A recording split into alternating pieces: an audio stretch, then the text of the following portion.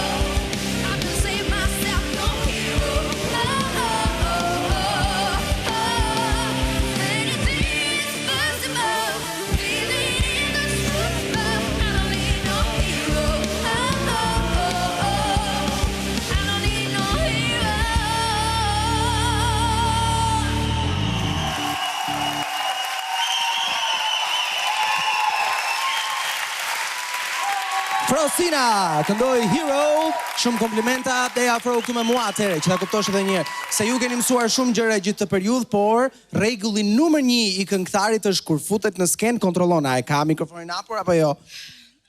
Unë e kam hapur, më dëgjohet zëri. Ashtu. E di që emocionet të bëjnë vetën zemër, por ne jemi live dhe nuk duat na humbasi asnjë notë prej jush, okay? Aq më tepër për probleme të këtij lloji që mund t'i shmangim. Jonida. E megjithatë, bravo i qoftë për zgjuarsinë që arritë ta kapte në kohë. Sepse me të vërtetë unë hezitova, kisha shumë frikë për të. Bravo Frosina, bravo për gjithë energjinë. Që nuk të kapi paniku, kjo është e rëndësishme. Edhe mund të them që unë Frosinën e kam ndjekur edhe gjatë provave. Frosina është nga ato vajzat që nuk jep maksimumin prova, po këtu në sken shkëlqen, edhe mund të them edhe interpretimi pasaj ka të bëj shumë. Bravo të qoftë, më pëlqen shumë. Sidrit. Normalisht që kryefjala e komenteve është ajo që ndodhin në fillim, dhe në moment gjithë ngelëm, pash orkestrën, gjithë po shihnin njëri tjetrin nëse duhet ta ndalonin performancën apo jo. Nuk ndaloj, ndezi mikrofonin. Se the show must go on. Po, e ktheu rezultatin totalisht në favorin e saj. Paksa pas sigurit fillimit që tek e fundit mund t'i lejohen, sepse mund të ulte edhe mikrofonin, ta stoponte, ta rifillonte edhe një herë. Kishte një grind pa parë, që unë se kisha fiksuar ndonjëherë te Frosina. Në moshën e saj, ta rikthesh çdo gjë në favorin e saj, në këtë formë zonë, është me të vërtetë për një Mendoj se çfarë dragëri të mund të madhe. bëj pas 5 apo 10 vitesh. Genci. Më ka fascinu me sigurinë në sken. Bravo të qoftë, ka qenë fantastike. Po ashtu... Po mendoj se zgjedhja e këngës është shumë e duhur, edhe po mendoj se nështë Frosina duhet me mendu për pop, shumë seriozisht. Duhet mendosh për pop seriozisht. Si mendon Alma tani? Frosina, do një kështu fshehtësi publike të më kishte ndodha ajo mu për zotin e kisha analu këngën. Po ta them me sinqeritetin më të madh se do ta kisha fillu nga fillimi. Bravo! Bravo qoftë! Kam shumë gjanë!